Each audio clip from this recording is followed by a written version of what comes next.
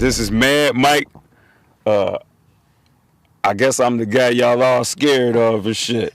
When you come to visit Detroit, boo, motherfucker, boo. There you go. No, here it go for real.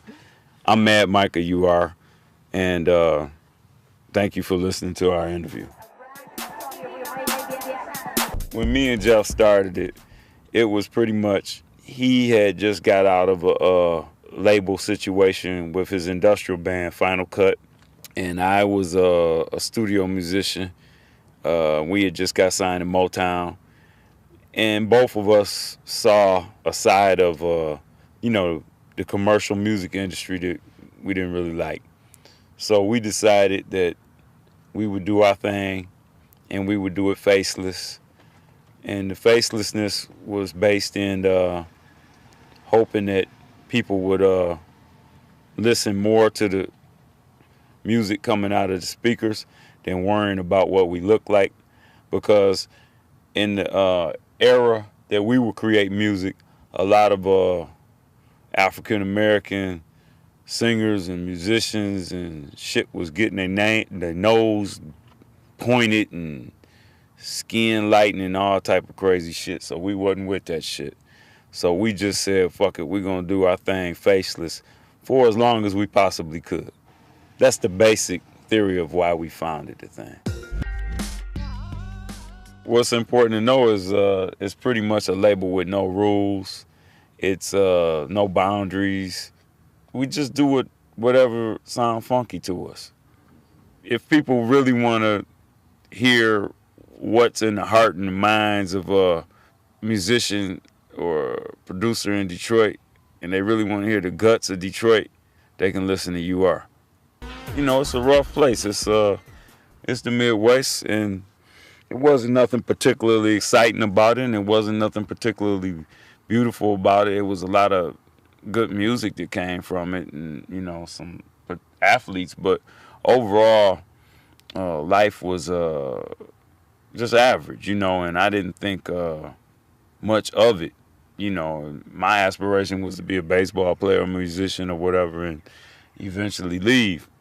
Over the course of the success of Detroit techno, we had many visitors from other places in the world that kind of, in a strange way, kind of pointed out the greatness of the city to me.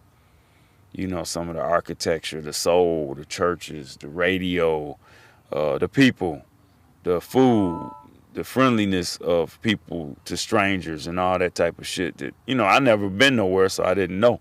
And I got a kind of a schooling lesson from people from out of town on, I was fortunate. I didn't leave Detroit thinking it was a shit box. When I left Detroit, by the time I did finally leave, I knew it was a diamond in the rough.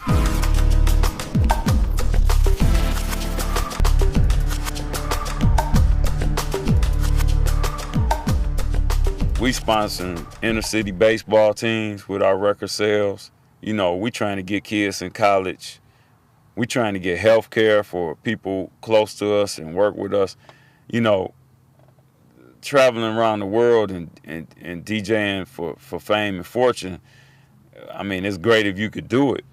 But, we got much more urgent issues on hand in the areas we live in. We need kids to be inspired. These guys right here all got passports. So when they talk to their nieces and their nephews and they tell them about Japan and wherever the hell they been, that goes a whole lot further than somebody patting themselves on their back telling everybody I sold 2,000 records.